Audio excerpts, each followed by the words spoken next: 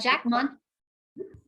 Okay, so we're recording. So everyone, welcome to the seminar today. Jack Mountjoy is an economist and an assistant professor of economics and a Robert Tappel faculty scholar at the University of Chicago's Booth School of Business. He's also a faculty research fellow at the National Bureau of Economic Research and research affiliate at the University of Chicago's Inclusive Economy Lab. So his research is pretty exciting, and I think will be really interesting to a very interdisciplinary audience, the one we have here. It really focuses on the economics of education, labor markets, and also social mobility, and has a kind of a special research interest also in econometric methodology, which I think you'll see highlighted in this paper. So today he'll be telling us more about the returns to college or colleges. And I've also asked Jack to let all of you know how he'd like to handle questions and that sort of thing. So he'll tell you a little bit more about his preferred format for questions. And Jack, thanks so much for joining us. I'll hand the floor over to you now. Wonderful. Thank you so much, Martha. Thank you, Esmeralda, for making this happen. It's really great to be here. I wish I could be there in person because I think it's about 5,000 degrees warmer in LA probably than it is in Chicago right now, but it's great to be with you virtually at least. So this is the returns to colleges, relative value added and match effects in higher education. And I think on questions, I'm definitely used to the economics model of you guys should just jump in whenever you feel like it's appropriate to dive in and ask clarifying questions or challenging questions or praise, is welcome too, that's fine. But I'll reserve about 10 minutes at the end. I'll try to end at about 1:20 your time so that anybody who didn't get a chance to ask a question during can ask a question at the end. And if there aren't any questions at the end, then I can have some additional results because this paper has lots of results in it. That we can spill over into that if need be as well. Okay, so definitely feel free to dive in. That's the short answer. So this is joint with Brent Hickman, who's at WashU. And I have to say a disclaimer up front, we're using administrative data from the state of Texas, but that does not necessarily imply that what I tell you today would be the same thing that the state of Texas would tell you or any of its agencies. So blame us and not Texas. Okay, so the broad motivation for the paper, which I'm sure a lot of you are familiar with, is that we have a fair amount of evidence now showing that enrolling in college tends to pay off for students on the margin of the higher education system, with margins defined in different ways. But generally, we're seeing positive payoffs to students who are kind of pushed into attending college who otherwise would not have. But of course, for students who are already college bound, the relevant choice is not whether to enroll in any college, but where to enroll. And so the basic question of the paper is just, is college college? Is it a homogeneous treatment? Or does it matter which college students are attending? And of course, we have whole industries devoted to this question. You can go to the College Scorecard right now, put together by the US Department of Ed, and look at average graduation rates and average salaries for earnings from basically every college in the country that receives federal money.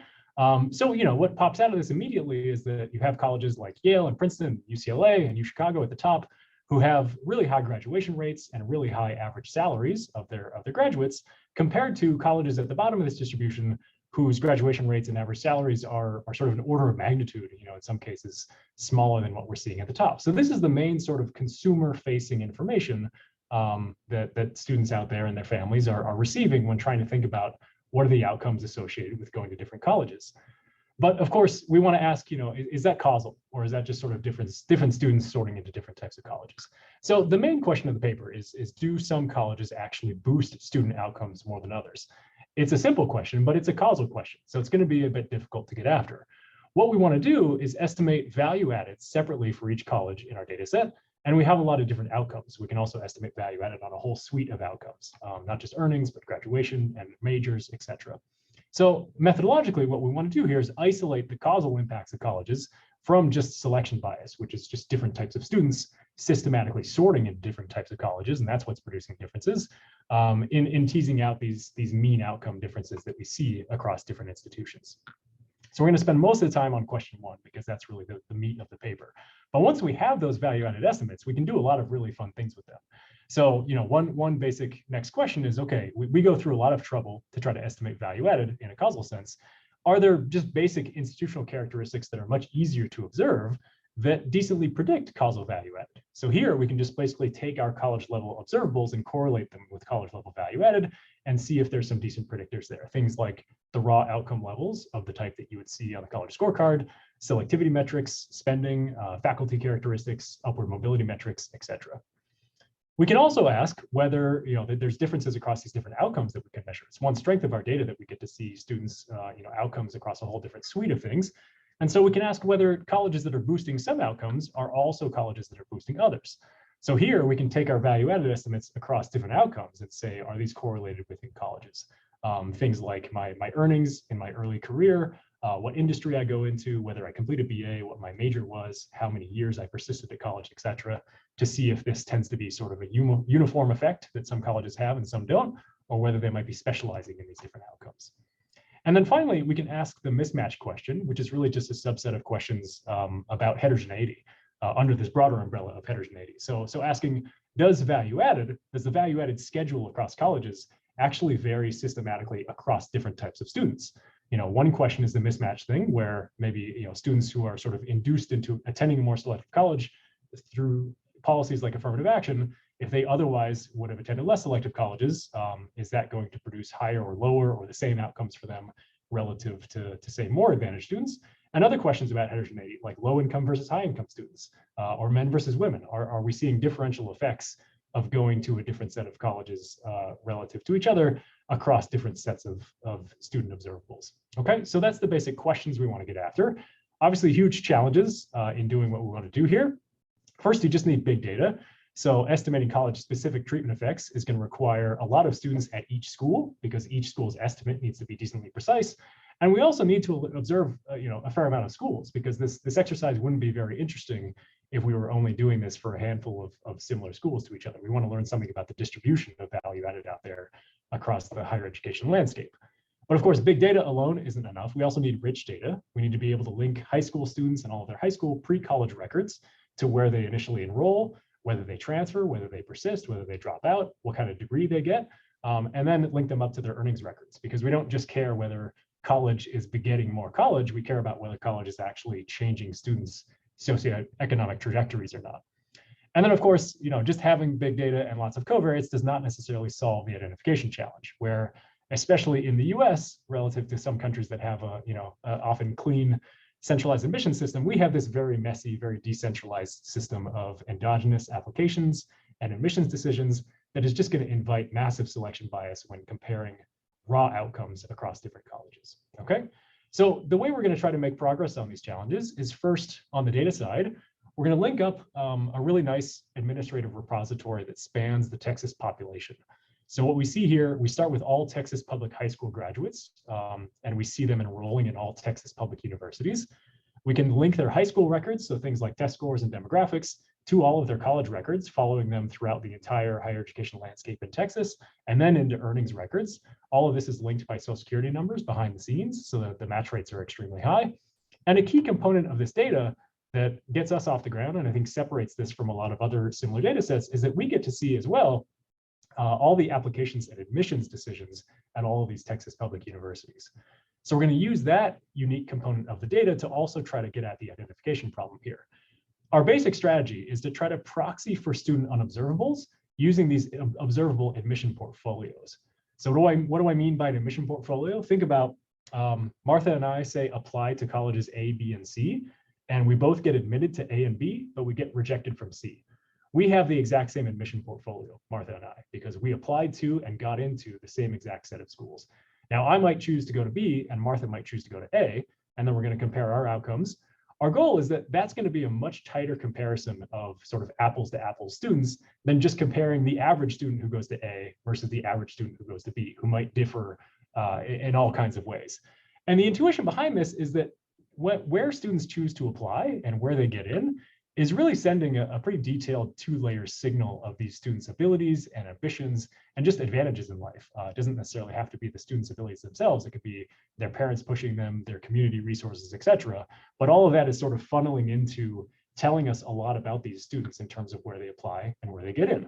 So we're not the first people to sort of exploit this kind of variation, but I think our framework is going to be notable in two respects here. First, we're going to start with an econometric framework that allows for perfectly general heterogeneity in the impacts of each college itself.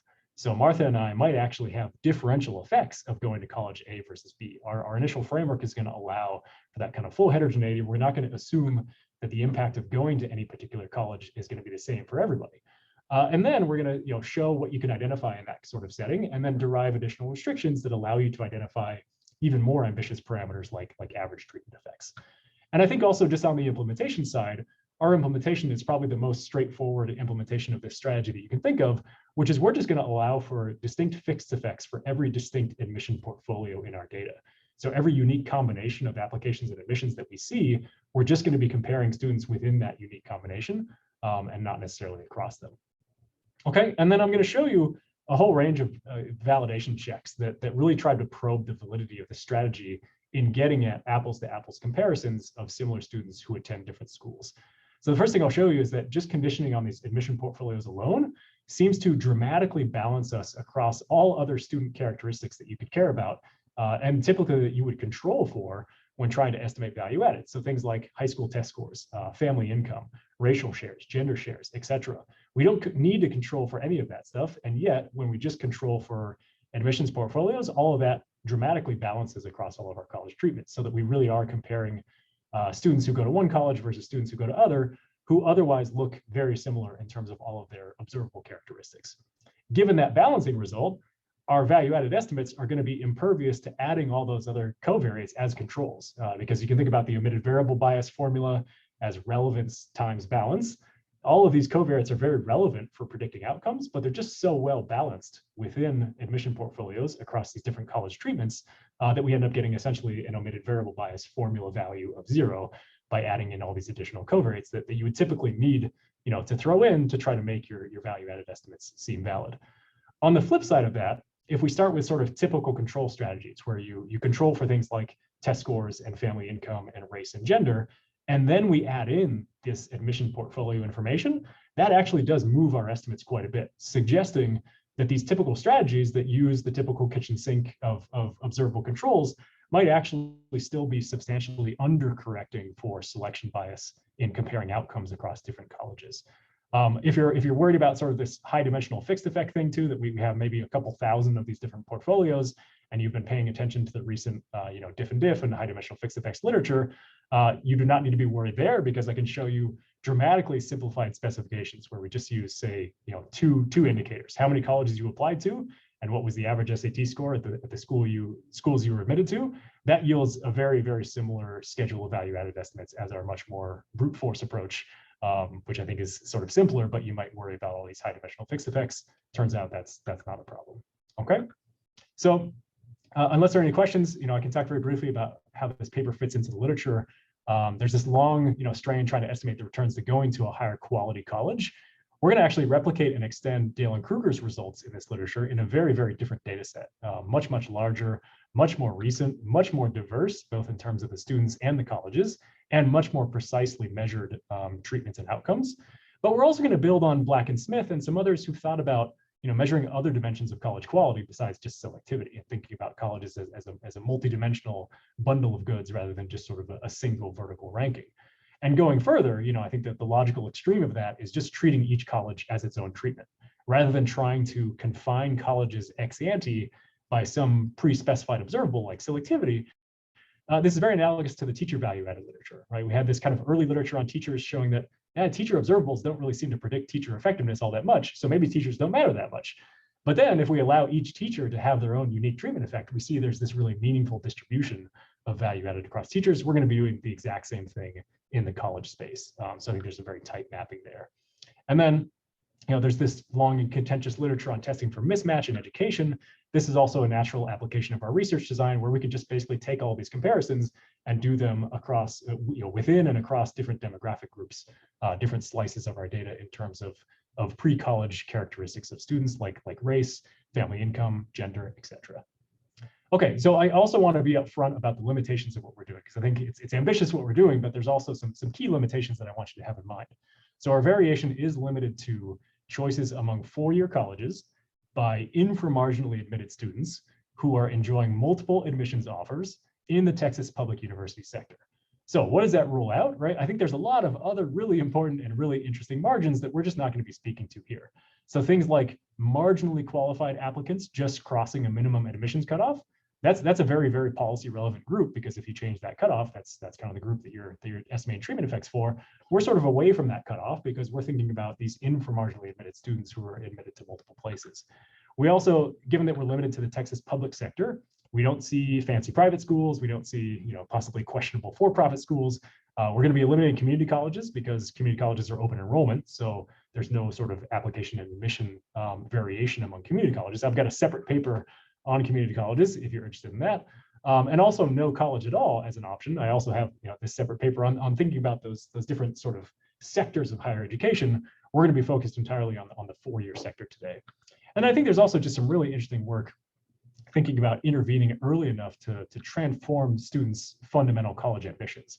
We're going to be sort of at the end of that pipeline where we're taking students' application and admission behavior as given and going from there. But I think there's a lot of interesting questions around if we were to change, say low income or disadvantaged students' college application behavior itself, that might lead to some very different effects on where they're attending college and what the impacts of that would be.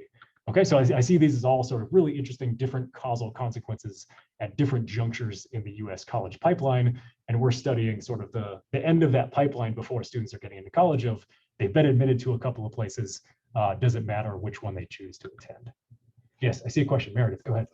Yeah, so this is really interesting to me. So I just want to understand how you're thinking about why some people make different choices when they have the same options and they've gotten into all the same places. So how do I think about selection on those maybe unmeasurable dimensions in administrative data? So I just curious how to. Yeah, wonderful question. And it's really the kind of the key question for identification strategy is, okay, so this approach seems to balance these student characteristics, but what is making students make different choices when they have the same options? We have a whole discussion in the paper of this. I think that there's lots of different factors you can think about. Really what it boils down to is we need students to be choosing colleges based on things that are just different from their sort of vertical ability, right? So if students are choosing colleges based on their unobserved vertical ability, then we're just going to be back in selection bias world where comparisons of college A versus college B are just picking up differences in students rather than differences in effectiveness. But I think it's very reasonable to think that students are making these decisions based on a lot of these kind of horizontal idiosyncratic preference factors. So where their friends are going, what's close to family, what's the weather like, do they like the campus visit, that kind of stuff. Financial aid offers could even come into this if they don't have a huge effect on whether students are sort of persisting and graduating, but some college offers me $1,000 cheaper option up front, I might choose that over a college that maybe would have been more competitive in the longer run, that sort of thing. There's all kinds of idiosyncratic factors, and I think we have a fair amount of research showing that students are influenced by these these what we can sort of generously call idiosyncratic factors that you might more skeptically call things that students shouldn't pay attention to, but often do. I think there's a lot of room for that. So at the end of the day, what we need is for most of those sort of influences of student choices being just orthogonal to students' vertical ability. It's not that students are choosing at random, right? We definitely don't have to have them just flipping a coin between A and B. They can be choosing based on substantive things, but those substantive things just need to be different from those students' vertical abilities. And I think we show some pretty compelling evidence that seems to be the case. We do have a whole section, I don't think we're gonna have a lot of time to talk about it today, but we have a whole section on thinking about heterogeneous match quality too. So students might choose A because they have an especially good idiosyncratic fit there. Students at B might choose that because the same reason. We can actually still identify very interesting things even in that case. So I think that's one contribution of the paper is that we show even in a world with that kind of matching, you're not lost in terms of identification here. We can still identify useful comparisons. But when thinking about sort of moving up the hierarchy of parameters of interest, going from local comparisons to sort of average treatment effects, you need to think carefully about what the sorting patterns are in that regard. So we can talk very briefly when we get there, but I think I'll have to mostly refer people to the paper for that. Yeah, but great question. Natalie, yeah, go ahead. I think you kind of stalled to answer my question because I raised my hand to say, but aren't these horizontal matching characteristics going to be important when you start estimating type-specific value addeds? And then I think you sort of said, well, we're going to handle that in the paper. Yeah. But I see Meredith smiling, so I think we both had the same thought that once you start thinking about a kid who's going to a close by school, it actually could be that being able to live with my parents helps me persist in the school. It's not obvious Right. that kind of idiosyncratic match isn't important for me having a high value added at that school. Yeah, exactly. And so I think our point is that our more subtle point is that we can even allow for that kind of thing to exist and to happen. And I'll just say it up front, kind of one main result we have is students might systematically sort into one college because they have a good match quality there. Other students systematically sort into another college because they have good match quality there. When we're comparing outcomes across those two, those match gains can actually difference out if they're of similar magnitudes. So you can actually allow for this positive sorting to happen, or even negative sorting if students are sort of choosing the anti-college that they shouldn't be going to because they have poor match quality there. What you need is a symmetry of matching assumption, symmetry of these match values. So there are some models you could write down that would deliver that kind of result. We don't do that formally in the paper, but we do discuss this a lot. But that's all to say, you don't have to assume you don't have to assume away match quality right away from the beginning. You can actually allow for that and still identify interesting things. We just want to think carefully about what you do identify and what additional restrictions you need to put on to identify more ambitious parameters like average treatment effects. Yeah. Ian, go ahead. Yeah, I'm wondering, so if you have the same match set and you choose college A and someone else chooses college B, I'm worried about how much tuition plays into that. So I feel like what I want to know is like, how much does tuition vary across Texas public universities? Gotcha. Yeah, great question. Not that much, actually. So Texas had, believe it or not, a lot of regulation of tuition prior to about 2003, I think is when they started to deregulate tuition. There's an interesting paper on this. But they were highly constrained in what they could charge. And so the two flagships, UT Austin and A&M, did tend to charge more than the other schools, but it was a fairly compressed distribution. And especially once you start thinking about net price that students are paying net of grant aid, you're talking about kind of a maximum of like $3,000 or $4,000 difference across different choices in this among Texas public four-year universities. Like the highest difference I could have in net price across any two colleges would be on the order of maybe $4,000 or $5,000. So definitely significant amount of money, especially to low-income students up front. But in the grand scheme of things, in the long run, compared to some of the earnings differences, perhaps, not as large. Certainly, like an order of magnitude smaller than say the private college difference to a lot of the public options, for sure. So looking at private colleges, that would be a much bigger deal. Here, you think about having a couple $1,000s difference in your head. Yeah. Okay. Excellent. So roadmap for today. This is the rough agenda. I'll dive right in the interest of time. So as we mentioned, this is in the context of Texas. The only point of this slide is to convince you that Texas is huge, but I'm sure you all know that. It's second behind California, of course, in population and in land area behind Alaska, population behind California. If it were its own country, it'd be the 10th largest economy in the world. And it has over 30 public universities enrolling about 750,000 students. So if you're going to have data from only one state, California is a great one, but Texas is also a wonderful one. And Texas might actually be better because the outmigration rate is much lower than California's. So we see students basically staying in Texas for most of their lives at sort of the highest rate that you would hope to see across any state if you only have access to data from one state. So as I mentioned, we start with all public high school graduates in Texas. We have 10 cohorts of them from 1999 to 2008. We see all their demographics in high school, basic demographics, the kind of things you typically get in these administrative education data sets. We see measures of academic achievement like test scores, what high school coursework they took, whether they were the top 10% of their high school class. And we also see some of these non-cognitive measures, things like attendance and disciplinary infractions, which are a bit difficult to interpret as skills, but nonetheless, they tell us something about the background of these students, whether it's sort of abilities or family background or a mix of the two. We're then going to take all that high school data and link it up to applications and admissions records, as I mentioned, across all these Texas public universities, and form each student's exact portfolio of the exact schools to which they applied and which subset of those schools they were admitted to. Then we're going to link that admissions data up to the enrollments and degree completion records at all the Texas and private and public universities. So our applications and admissions data is only for the 30 public schools, but we see enrollments and degree completions at the private schools as well. Now, you should have in your mind, of the students in Texas who enroll at a four-year university, 86% of them do so at a public school. So only 14% are in the private sector. So again, if we're only going to have data from one sector, the Texas public sector is a good one to have. But if a student starts in the public sector and transfers to a private college, we're going to be able to observe that, and we're not going to count that against them. If they get a BA from that private college after transferring, we're going to count that as a BA, as we should. So we see persistence, how many years they're completing, whether they transfer, whether they get a BA, and within how many years, and what major that BA was in. Then, of course, we're going to link all that education data up to the earnings records, which is in the form of quarterly earnings records for all Texas employees. This comes directly from the state unemployment insurance tax records, so it's very high quality measured. What we miss from that are the self-employed and some people in like some federal government positions, some nonprofits. But I think some of the estimates put this at about 92% of people in Texas who work for a living are going to be in this data. So it's quite good coverage.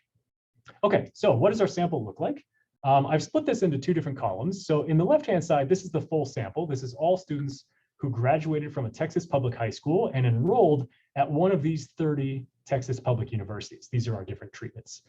That's the full sample on the left-hand side. That's about 423,000 students. In this subcolumn here, this is the identifying subsample, which are the students who actually got admitted to at least 2 schools. Because our comparison strategy is not going to get off the ground for someone who's only admitted to 1 school because they have no choice of where to attend. We need students who are admitted to at least 2 schools such that we can have some variation within that portfolio in some students went to school A and some students went to school B. So you notice a very high fraction of the main sample only got admitted to 1 school, 69%. So all of our identifying variation is coming from the other 31% of students who were admitted to at least 2 schools. And that's split about 71% were admitted to exactly 2, and about 29% were admitted to 3 or more. And what you can see is that the identifying subsample is very similar in terms of demographic characteristics to the full sample, but they are, as you would expect, slightly positively selected in terms of their achievement measures, like 10th grade test scores and high school attendance. But not dramatically so, but as you'd expect, students who get into more colleges tend to have performed a little bit better in high school. This also shows us the follow-up rates, which I want to highlight, that we see earnings outcomes for about 85% of these students, which is just, if you compare that to other states, I think pretty dramatically high. Average earnings is about $48,000 a year. You should have in your mind, overall completion levels in the public sector is fairly low. So only about 30% of students are completing a BA on time within 4 years. This is conditional on starting at one of these institutions. That rises up to the national average of about 60% within 6 years, and then maybe about 70% within 8 years. But the vast majority of students are not completing a degree on time. If they ever get there, it's gonna take a little while. And about 27% of students transfer, which I think is also important to note. That most students are finishing or dropping out of the school they start at, but a little over a quarter of students are exposed to at least 2 colleges. Okay, and we have about 8,000 portfolios in the full sample. We have about 3,300 after dropping the unique ones and the portfolios where there's only 1 student in them, right? So you might have a portfolio that has all kinds of admissions in it, but you are the only student who had that portfolio. So we also get no variation in them. We need to have at least 2 students in each portfolio. So we get about 126,000 students in our identifying sample who have about 3,300 different admission portfolios, okay? And these are our different colleges. Texas A&M and UT Austin are the largest, 2 of the largest schools in the country, actually, all the way down to small regional schools like Sul Ross State and UT Permian Basin. Okay, so yeah, Jenny, go ahead. Hi, sorry, just real quickly, sorry if you already said this, but when are the earnings measured after the completion of the BA? Oh, great question. Yeah, that's not actually on here. These are measured 8 to 10 years after entry. So we don't want to measure it conditional on graduation because graduation is going to be one of our outcomes of interest. We don't want to condition on that, but 8 to 10 years after starting. So generally these students are about 26 to 28 years old when we measure their earnings. Yeah. And that's exactly why we cut the sample at the 2008 cohort, because once we go beyond that, the students just get too young and looking at their earnings trajectories is just not informative yet because too many of them are still in college or just graduated or just dropped out. Yep. So have a kind of the late 20s in your mind. Okay, so this is a really dramatic distribution of colleges, I think, especially for just having 1 state. We see everything from UT Austin all the way down to Texas Southern. What we've done here in terms of just characterizing selectivity is plot the average incoming SAT score of each school within the student level distribution of SAT scores. So the way to read this chart is that the average student coming into UT Austin is at about the 85th percentile of the national SAT score distribution, whereas the average student coming into Texas Southern is at about the 8th percentile of the national SAT score distribution. So just within our averages across these schools, we are spanning about 80 percentiles of the student level score distribution. So this is a great setting for thinking about estimating the returns to going to a more versus less selective college, because we have a massive diversity of colleges of different selectivity here. That said, though, even within each college, there's a lot of diversity in test scores among the students who enter. So we need this kind of variation to do things like test for mismatch. You need different types of students attending the same school. in order to get at that. And actually about 75% of the variation in test scores is within colleges rather than across them. So we get both a really wide distribution of selectivity, but also a lot of different types of students attending the same school. Okay, so that's all the data. Unless there are any questions on that, we can move on to how we're actually identifying value added. All right, so I want to think about this in a very general potential outcomes framework where I'm student I, and I could possibly attend any one of these 30 colleges J. And without loss of generality, we can decompose my potential outcome that I would have if I were to attend college J into two components. One of them we're going to call alpha I. This is the student effect. Mathematically, this is I have 30 different potential outcomes I could have, right? There's 30 different colleges I could choose. I have an outcome associated with each of those colleges. Within me, just take the average of those 30 potential outcomes. That's alpha I. So this is sort of on average, how high would my earnings be, say, if Y is earnings, how high would my earnings be on average across all the schools I could possibly attend? We think of that as sort of a vertical dimension of student heterogeneity, and that some students are just going to have higher earnings no matter where they attend relative to other students. So this is picking up sort of the classic selection bias that you'd worry about with raw college comparisons. Then the other component, of course, is what the school actually does. It's what the school contributes, their value added. That's new IJ. And what's crucial about this is that we're going to allow this to, at first, vary unrestricted across different students. So different students I can have a different effect of attending the same college J, okay? So we're going to refrain from imposing any sort of constant treatment effects assumption and ask instead, what can we identify from these simple comparisons? What do we actually get? And then what additional restrictions would we need to put on that to identify more ambitious parameters? Okay, so given that potential outcome decomposition, we can write observed outcomes. My observed outcome, yi, is my student effect plus the value added at the school that I actually attend. So SI equal to J, SI is the school that I actually attend. If I actually attend J, then I get the value added at J. So why this decomposition is useful is because it allows us to decompose the most prominent outcome-based college comparisons out there, which is just comparing raw outcome averages, right? The average earnings of students who attend college J versus the average earnings of students who attend college K. And what that looks like in our data is just like in the College Scorecard, you see this really massive variation in outcomes across different colleges. So I'm going to show you a bunch of plots that have this same format, so it's useful to walk through it. This outcome is BA completion within 6 years. Every school is going to be measured relative to UT Austin, which is the vertical line at 0. And UT Austin, the mean is in parentheses here. So the way to read this is 82% of students who start at UT Austin end up earning a degree from somewhere. It doesn't have to be UT Austin, most of them it is, but from somewhere in Texas, 82% get a degree within 6 years. Every other college is measured relative to that. So Texas A&M has a slightly higher graduation rate of about 85%. Every other college is lower, and some of them are dramatically lower. So students at Texas Southern actually have less than a 20% chance of getting a BA conditional on starting at Texas Southern, right? So this is the sort of, again, the kind of consumer-facing information that's out there, really massive heterogeneity in average outcomes. This is for BA completion, very similar plot for earnings. The average UT Austin entrant is earning about $56,000 in their late 20s. The average Texas Southern entrant is earning about half of that in their late 20s. Yes, Martha, go ahead. Hi, yeah, let me try to put back down my hand. Just if you go back to the previous outcomes, just the comparison, the graduation rates. Yes. I'm wondering, does this only count graduation from colleges that you observe? Like what's the deal with like non-state universities? Like how are you treating those individuals? Are they captured in this figure?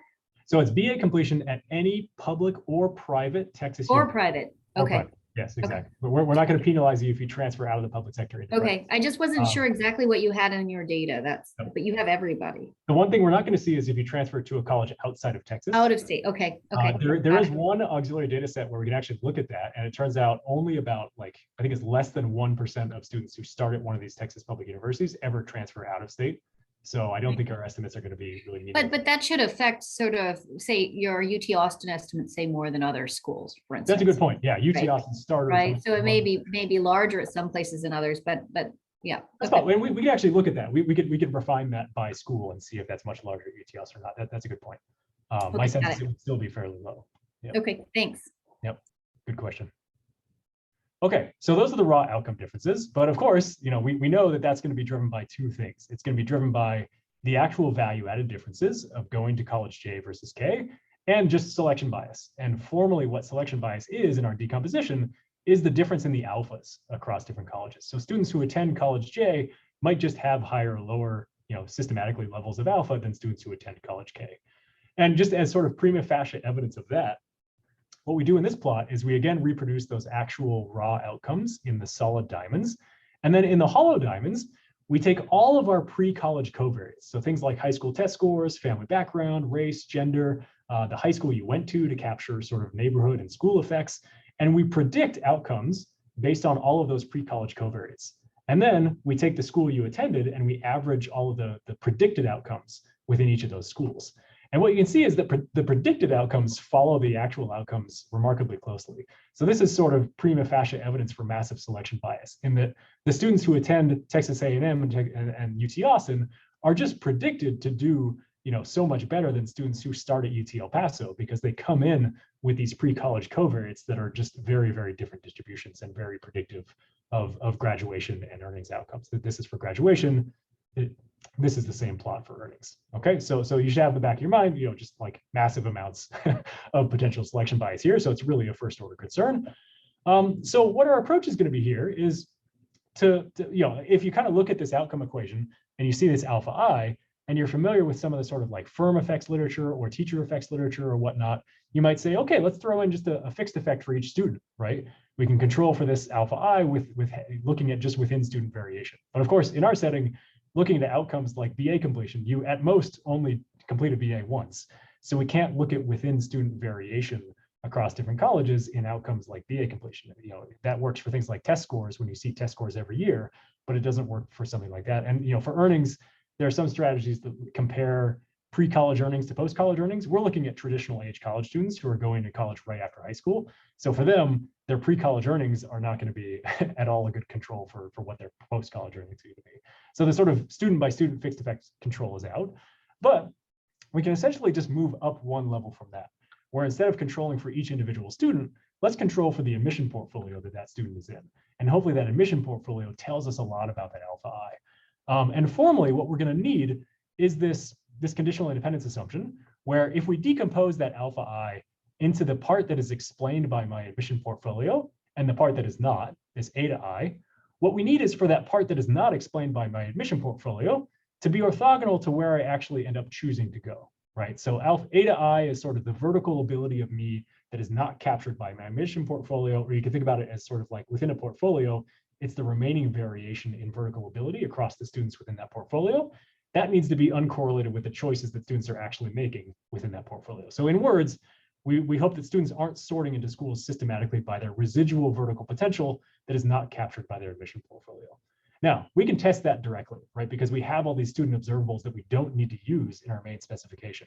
So come back to those predicted outcome gaps, right? Where we saw big predicted outcome gaps across colleges. What happens to those predicted outcome gaps when we look within admission portfolios? They basically disappear.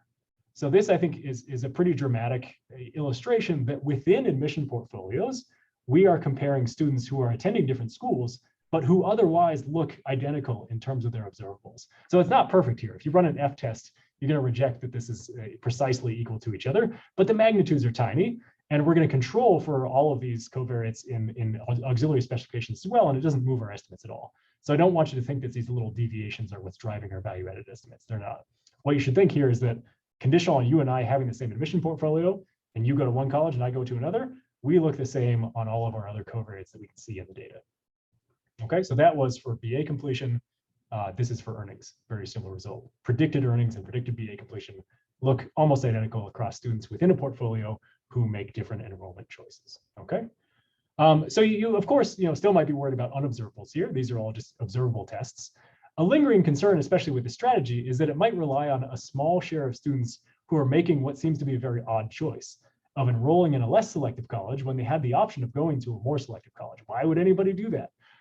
It turns out that kind of behavior is actually very common in our data set, which is somewhat specific to public institutions, but actually holds even among private institutions as well, that only about 55% of students who are admitted to a more and a less selective school end up choosing the more selective school. So of course, 45% of students are actively choosing the less selective schools in their admission portfolio. So I want you to have that in your mind, that this is not driven by some very small fraction of weird students who are foregoing the more selective options. Almost about half of students end up making a choice like that. And again, I think it comes back to these other sort of horizontal factors that students are choosing based on, selectivity is by far not the only consideration that they are taking into account. Okay. We also see a very similar pattern among top 10% admits. So for the top 10% program, for those who don't know, if you're in the top 10% of your high school class in Texas, you can get automatic admission to any of these public universities that you apply to. And we see a very similar pattern among them. So only about 55% of top 10 students end up attending one of the two flagships, UT Austin or Texas A&M. Fully 45% of them are, even though they were automatically admitted to the flagships, chose not to go to one of the flagship schools. Okay, so that's one piece of evidence that this does not seem to be driven by just a very small fraction of weird students. Another is that later on, I'm going to show you some interesting dynamics in the selectivity return, that it's initially positive, but then fades out to zero after a couple of years in the labor market. And I think that pattern is just very difficult to dismiss as sort of a purely selection on unobservable story here, at least in terms of vertical characteristics. So all of that is to say, ultimately, of course, we can't test for differences in unobservables across these different students, but every test we can throw at this looks like these students are basically identical in terms of their pre-college characteristics, and just make different college choices for different reasons. Okay, so that's sort of the accounting for vertical selection part. The part that I'm not going to have a ton of time for today, if we actually want to get to results, is thinking about this sort of horizontal match effect sorting, but I think it's really interesting. So if you're interested in this stuff, I'm very happy to refer you to the paper and talk about this more either in the Q&A or offline some other time. But what I just want to quickly highlight is that we're looking at these outcome comparisons across students who are within the portfolio, the same portfolio A, but attend different colleges J and K.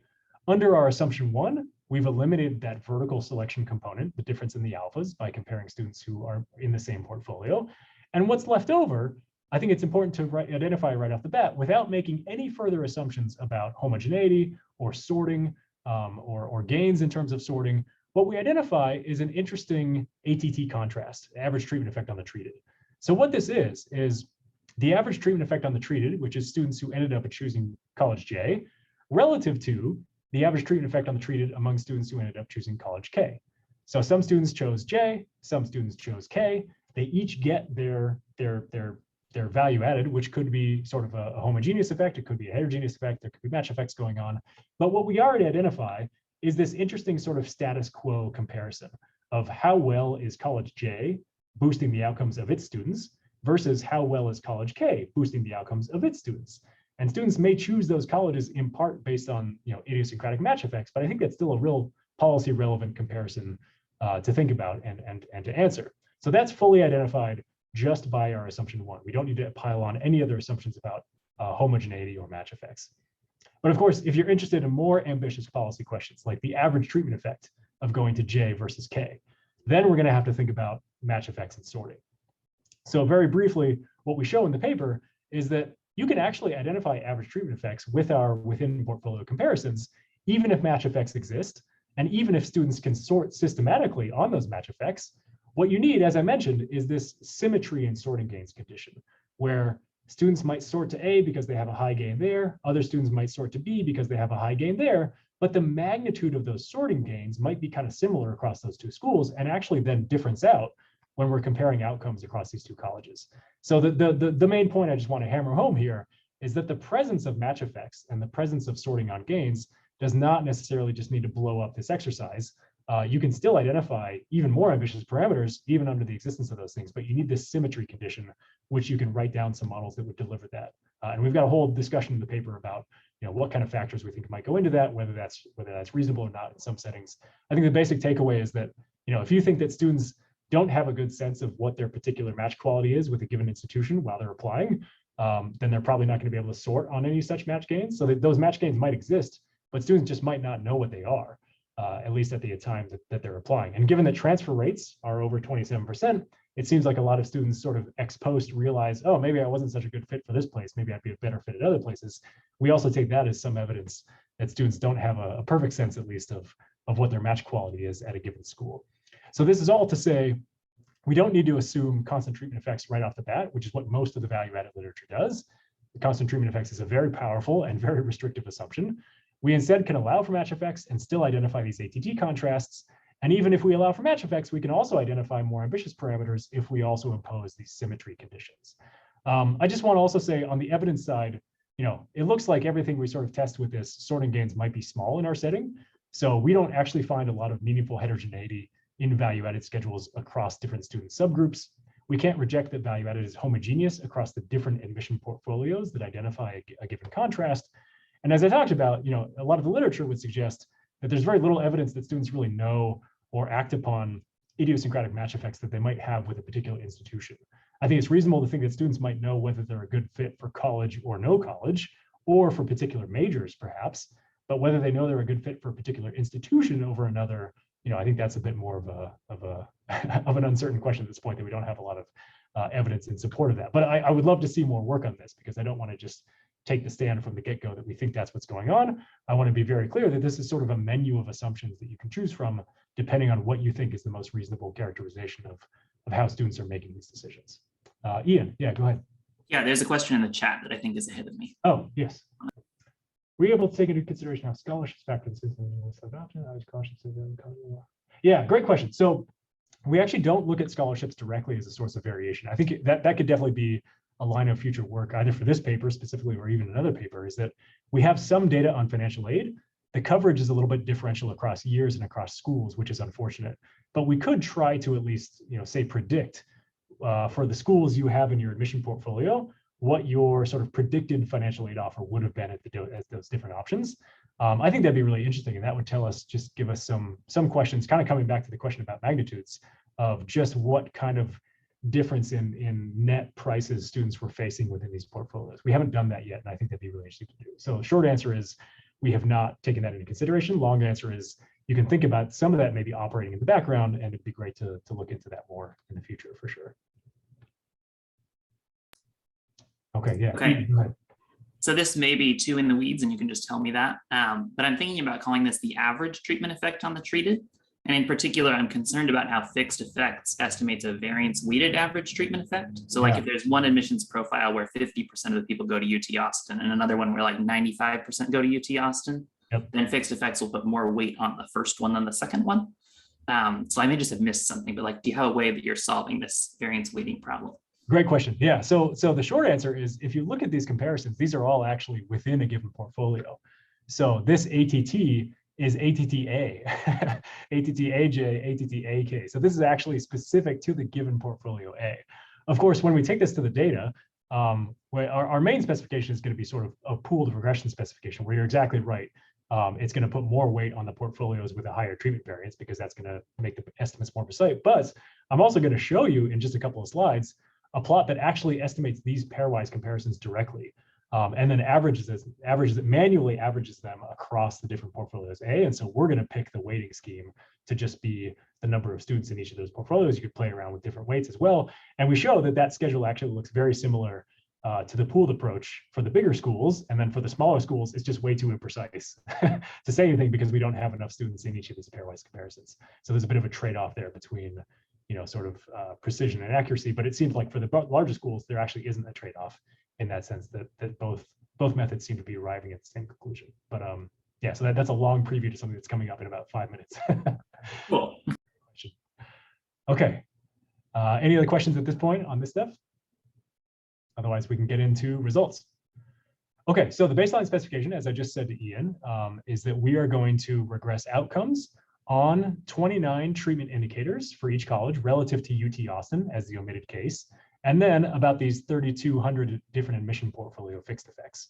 As I mentioned, dramatic simplifications of this are also going to give us pretty similar results. So I'll show you those robustness checks in a little while. As I also just said to Ian, we are going to also run this unrestricted gain specification, where we're going to take those within portfolio computed differences in average outcomes, and then manually average them across the different portfolios that actually identify that comparison. And we'll compare the estimates from these V tilde J's to the estimates from the pooled regression specification. Okay, great. So what do we find? Here's again, just for reference, the raw means in BA completion across these different colleges.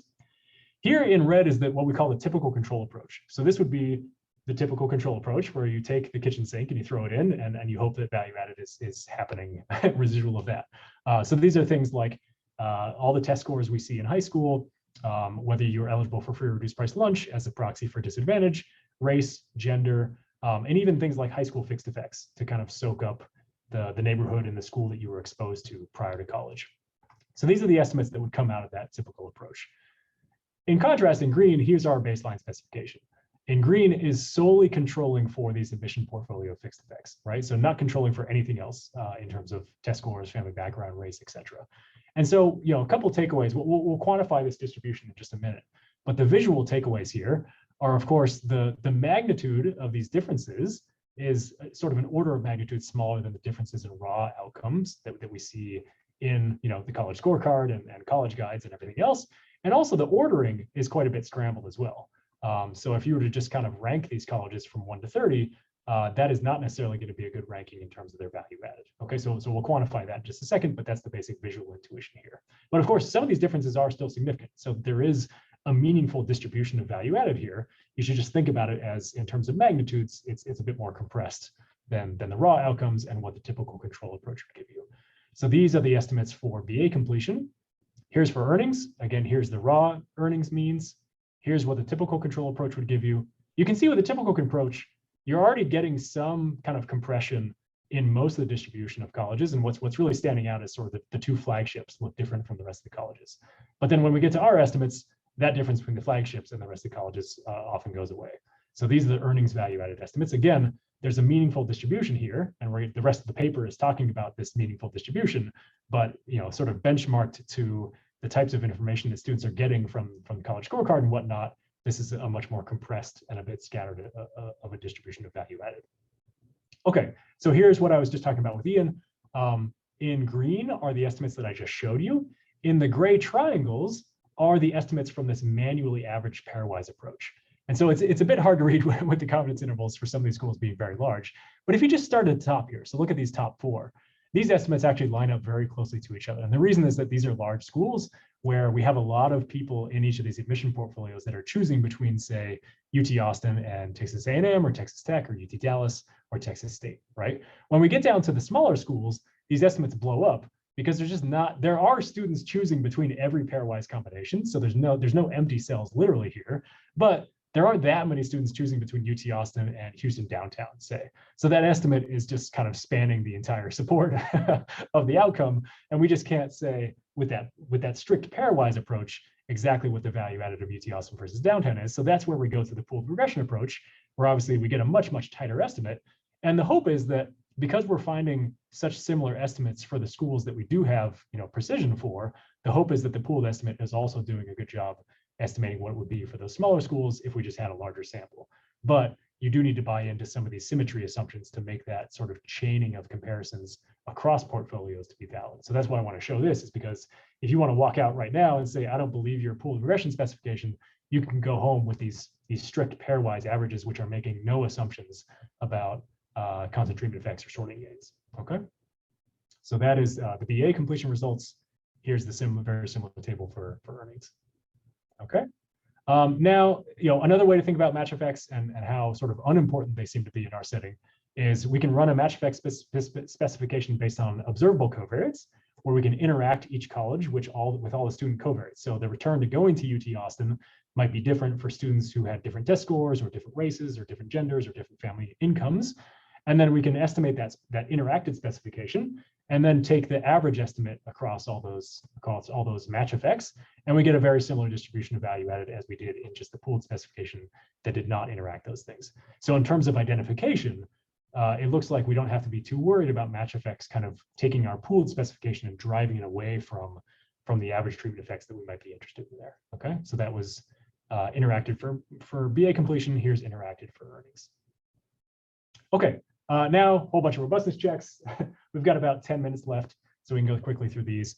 Here's our baseline specification that just controls for admission portfolio fixed effects, nothing else. Now we can add in sort of the main controls that you usually worry about, things like test scores, attendance, gender, free reduced price lunch, race, etc. You can see those additional controls barely move our estimates. If you're not satisfied by that first control set, we can add in even more things that kind of tend to go beyond what's typically available. We see all the high school courses you take, so we can have a measure of the rigor of your high school courses. We see your disciplinary infractions. We see whether you're ever classified as being at risk of dropping out. These things are all still highly predictive of outcomes, even within admission portfolios, but they're just so well balanced across the different colleges within a portfolio that again, that OVB formula turns out to be 0. So that's why adding these additional covariates doesn't seem to move these estimates at all. If you're not satisfied by that, we can further add in high school fixed effects and an indicator for being in the top 10% of your high school class. If you're worried about the top 10% program interacting with our strategy here, they seem to be sort of orthogonal to each other. So we're not too worried about that. We can also interact the top 10 indicator with your portfolio in case being in the top 10, your portfolio means something different if you're in the top 10% program or not. That also does not change our estimates. So all of this is to say, if I put the R squared at the bottom of these, the R squared is going up quite a bit as we're adding in more and more of these covariates, but because they're so well balanced within the portfolios, that ends up not changing our estimates at all from our baseline of just controlling for these admission portfolios. Natalie, yeah, go ahead. Yeah, I'm now obsessed with PLAView A&M because Yeah. they seem to be like massive You should be. overachievables. Yes. So then I quickly Googled them because even though I actually have worked on Texas, I didn't know anything about them. And Yeah. it's a historically Black university. And so maybe you're going to talk about this a little bit later, but it struck me that that's a place where your symmetry assumption seems quite plausibly violated, right? If your students are going to have big match effects with like historically Black universities or things like that, and not with other schools, you're going to have a lot more Bolton sorting going on. Yep. Yeah. So we're going to devote the entire last couple of slides to precisely the HBCUs because they're fascinating. I think one thing to note right off the bat is that Prairie View A&M, that there are two HBCUs in our data, Prairie View and Texas Southern. Prairie View is actually very STEM focused. And it has some of the highest graduation rates. It has some of the highest STEM completion rates. And it's actually like in the popular press kind of lauded as, they often claim to be like one of the largest producers of Black engineers and Black doctors and Black scientists in the country. And so they sort of have this cachet of already being a very high achieving college and very good for the Black students that they serve. And so what's popping out of this is that, yeah, definitely once you sort of account for vertical ability, Prairie View A&M does seem to be delivering on a lot of the promises that it is making in the popular press. So we'll talk a little bit more about the HBCUs at the end. Yeah, I think we need a second paper on what is Prairie View A&M doing because it's pretty amazing. And what should everybody else be doing too? Yeah, precisely. Okay, so those are the main results. That was all the robustness checks for BA completion. Here's the same little progression for earnings. We have all these other, richer specifications where we interact the portfolio with a bunch of stuff that also does not change our estimates. We can do simpler specifications in the other way. This is where I was talking about if you're worried about these 3,300 fixed effects leading to weird, arbitrary weightings, we can do dramatically simpler stuff, like just having 30 indicators for each of the colleges you apply to and 30 indicators for each of the colleges you're admitted to. That's in the triangles. That gives us very similar estimates to our baseline specification. And then this dramatically simplified specification where we just control for the average SAT score of the schools you're admitted to and the number of colleges you sent. This is the classic sort of Dale and Kruger specification. That gives the orange squares, which you can see for a couple of colleges, like North Texas might lead to a different estimate, but the overall pattern of value added that we're finding here is exactly the same. If you were to run the slope through this, run a return to selectivity, you're going to find the exact same answer. So this is all to say, like, you shouldn't be worried about these 3,300 fixed effects driving our results in some strange artifactual way. Okay. Just to quantify these magnitudes, just for sort of some take-home numbers, think about our estimates as a sum of being signal and noise. But it turns out, unlike the teacher value-added literature, we've actually got enough students per college that our estimates are decently precise. So you don't have to worry about doing, like, we do some empirical base correction and all of that in the paper, but it ends up not being very important. You only reduce the standard deviation by just a little bit once you account for noise. So some take-home numbers. If you think about the standard deviation in things like average outcomes that you see on the College Scorecard, that's about 18 percentage points of BA completion across colleges. It's about 8,000 in terms of earnings, in terms of dollars in the late 20s. The value-added standard deviation is about 1/5 of that, right? So that gives you a sense of the magnitude of how much is value-added varying compared to how much are these raw outcomes varying across colleges. And then if you think about the relationship between those two things, we see a fairly high correlation between raw BA completion rates and value added on BA completion, about 0.5. So if you just have data on raw completion rates, that's actually a pretty good indicator for value added on BA completion. It's 0.5, so it's definitely not perfect, but it's definitely far from 0. For earnings though, even after correcting for noise, that correlation is only about 0.2. So if you only see raw earnings levels, that's somewhat correlated with value added, but it's far from a perfect predictor. Okay. All right. So what else predicts value added? Just to remind you of this massive selectivity distribution. This is one of my favorite two sets of plots. So if you just look at raw earnings and you look at average SAT scores, these things are almost perfectly correlated with each other, which should, kind of worry you from the outset of what are these colleges actually doing if we can predict outcomes from inputs directly from the students, right? So if you just tell me the average incoming SAT score of a college, I can pretty well tell you what the average earnings of its graduates are going to be 10 years later. Not even graduates, just students who started that college. So very strong relationship in the raw data. But when we move to value added, basically that correlation disappears to zero, such that if you care about the value added of an institution rather than just the average outcomes of its graduates in the raw data, selectivity does not seem to be a good predictor of that. But there may be others, right? So selectivity is often what we focus on. It tends to be the one observable that people focus on, but maybe it's not a good actual predictor of what these colleges are producing in terms of adding value to students' outcomes. Here's sort of the student level version of that, where we can replicate Dillon-Kruger's results. This is the return to going to a 100-point higher mean SAT score college in the raw data, the typical controls, and then our baseline specification, adding in all of our additional stuff. And then we can even condition on getting into UT Austin to show that this is not just driven by students choosing among less selective colleges, right? This is actually still very much the case of a zero return for students who had the option of going to UT Austin. They were admitted to it, but chose to go to a less selective school. It turns out they would have had the same earnings outcomes 10 years later. Now, that's 10 years later. We see an interesting little dynamic in the first couple years in the labor market, though, where it does seem like there actually is a little return to going to a more selected school in your first couple years in the labor market. So again, this is the return to attending a 100-point higher mean SAT. That's about a 1 standard deviation in the SAT score distribution. This is log earnings. So the way to read this is that 5 and 6 and 7 years out from college entry, this is when these students are starting to hit the labor market. There is actually about a 2% return to going to a 1 standard deviation higher selectivity college. But then that interestingly fades away to zero, where over years 8 to 10, this is where we're getting our main estimates. So that's why we're getting a zero, but we're also seeing these positive earnings dynamics up front. So I think it's definitely not definitive, but this could be driven by something like an employer learning channel, where going to a more selective college gets my foot in the door at some high-paying employers, because employers just have very imperfect information about recent college graduates. But then as these students filter through the labor market starts to learn more about their actual productivity. And it turns out that more selective college, like these are, again, comparing students who had sort of the same baseline potential. And so the same sort of long run productivity, the one student had that selectivity degree that got them the leg up initially, but eventually the student who chose to go to the less selective school, but had the same long run potential, ended up catching up exactly. And so we see that differential vanish out. Okay, we have about 3 minutes left till we should start the Q&A. So this is where I'm going to sort of preview a lot of results that we could dive into more deeply in the Q&A, whatever you guys are interested in. We do the same exact exercise for BA completion instead of earnings. We also look at STEM degrees. We find that actually going to a more selective college, if anything, has a negative effect on your likelihood of completing a STEM degree. So there may be sort of like some big fish in a small pond effect, which I think makes a lot of sense. If you think about it, if you fix my ability and send me to a less competitive college, I might be better able to get a STEM degree because I'm going to have less competition from my peers for lab space and for grades on a curve and that sort of thing. Whereas if I go to a much higher powered university, which may have more resources, but might also have more competition. We also then look at, instead of selectivity, a whole bunch of other metrics of college, college differentiation, especially things like college inputs, like expenditures and the share of faculty who are full-time and tenured, et cetera. So we see some positive correlations there, especially for some of these measures. We're going to pool all these together into what we're going to call a non-peer inputs index. So when I think about selectivity as basically being peer inputs, how high-powered are your peers when coming into a college? When I think about the non-peer inputs as everything else, this is what the college is actually doing. Are they spending a lot more on you?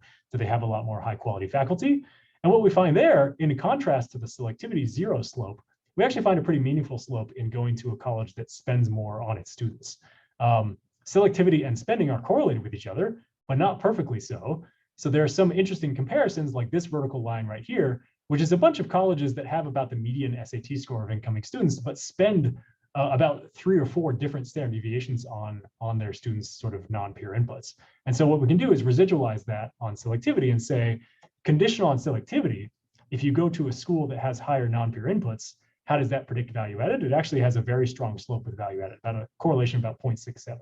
So another sort of take-home lesson of this is that if you're telling your niece or your nephew, where to go to college, maybe selectivity is not such a great metric for value added, but conditional on a selectivity level, they should probably go to a college that is going to have higher resources in terms of spending on their education and the quality of the faculty. So those things do actually. So I don't want you to come away from this paper thinking that colleges don't matter at all. They do. They just matter along different dimensions than typically are what are focused on in a lot of the sort of vertical college differentiation sphere. Okay, we also look at the long run return to these non-pure inputs, which seems to be stable as opposed to that fading out return to selectivity. We look at comparisons to upward mobility metrics, like the Chetty et al. Measures of what's the probability of a child coming from the bottom 20% and ending up in the top 20%. We can replicate that number pretty carefully in our data and show that it has very little correlation with value added because there's just a lot of residual sorting across colleges. After you're controlling for income is one thing, but they don't control for test scores and other things like that in these basic measures. So there's just a lot of residual sorting going on. There's a decent correlation with our mainline value-added estimates, but again, these upward mobility metrics are still going to reflect a lot of just sorting on other characteristics rather than value-added per se. And then we look at mechanisms. We compare all these different outcomes that we have. So colleges that are good at boosting BA completion tend to be good at boosting earnings as well, as you might expect. Colleges that are good at boosting STEM degrees also tend to be very good at boosting earnings, which is suggestive that maybe the major, perhaps matters more than the institution when determining earnings. And then we look at match effects. So just in the last minute here, let me wrap this up. We do a whole bunch of stuff of looking at our college value-added schedule across all these different splits of the sample, by gender, by income, by test scores, by attendance, by race. And we really don't find significant differences in these value-added estimates across all these different groups. Some of these estimates are just wildly imprecise because, as we talked about, some of these are HBCUs or Hispanic serving institutions that just don't have a lot of other demographics. And so those estimates, we can't estimate match effects there because there's only one type of student. But for the colleges that we have overlap for, which is most of them, we're just not seeing big differences in these value-added schedules. We can simplify that into the just linear return to going to a more selective college. And what you can see is, dramatically similar estimates across all these groups, except perhaps for Black students. So in the raw data, what it looks like, not the raw data, but even in the controlled data, just the first glance at this would suggest that for Black students, going to a more selective college might actually lead to slightly lower BA completion rates, significantly lower STEM completion rates, and slightly lower earnings. But it turns out, coming back to Prairie View A&M, that is entirely driven by the two HBCUs, Prairie View A&M and Texas Southern. If you were to redraw the selectivity slope after omitting those two schools, you get a flat 0 for Black students, just like every other type of student.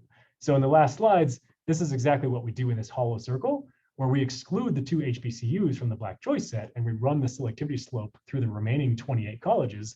And we find that Black students have exactly the same return to going to a more selective college, which is roughly 0 as every other group. So here's for BA completion, here's for STEM completion, and here's for earnings.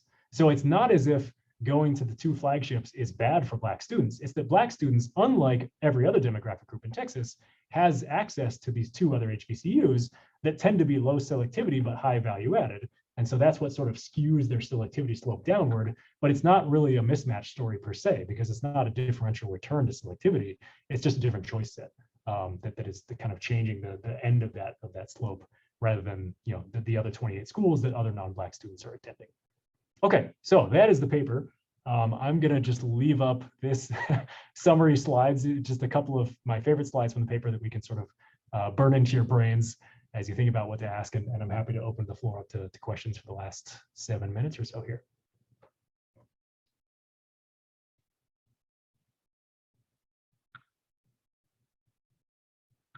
And if you got to run, that's totally fine too.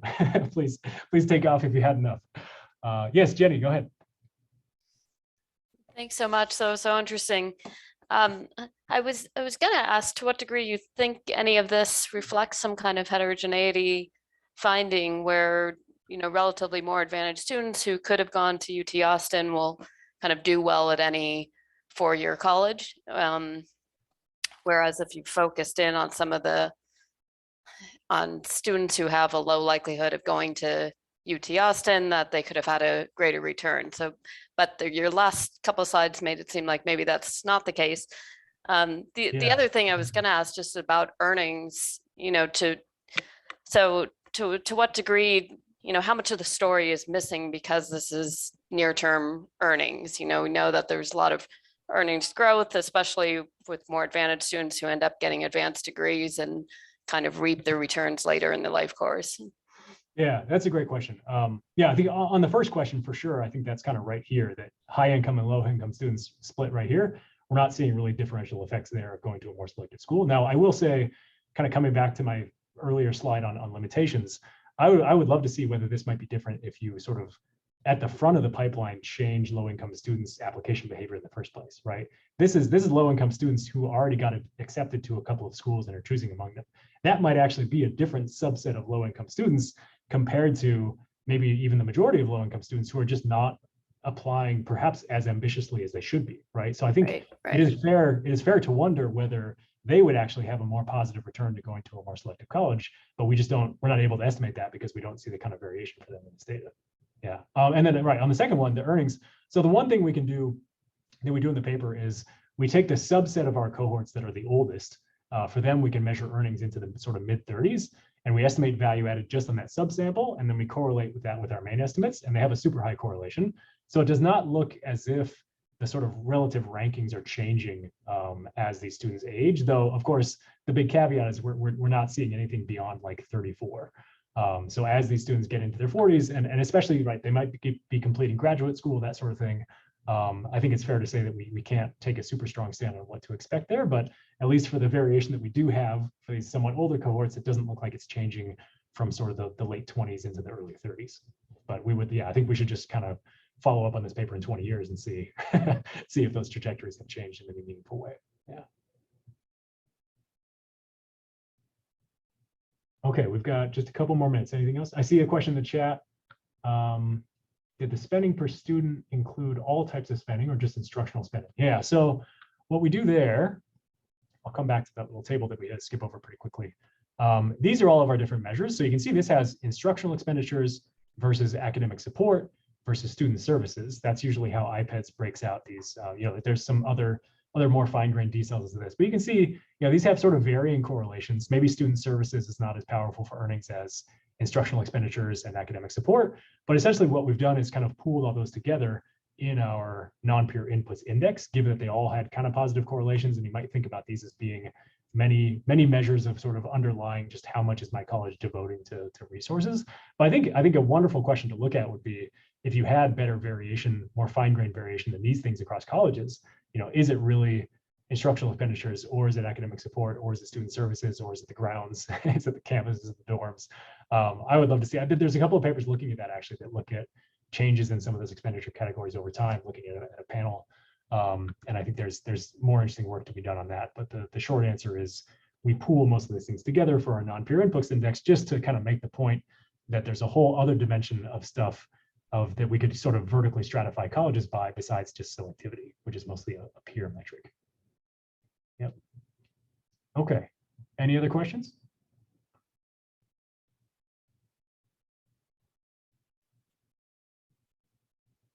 Wonderful. All right. Well, thank you all so much for coming. I'll stick around, for a couple more minutes if anybody wants to ask any questions in a smaller group. But otherwise, it was great to see you all. Thank you for all the engagement, and hopefully, I will see you in person before not too long in the post-COVID times, or the new normal. Thank you, everybody. Thanks, Jack. Very cool paper. Thanks a lot.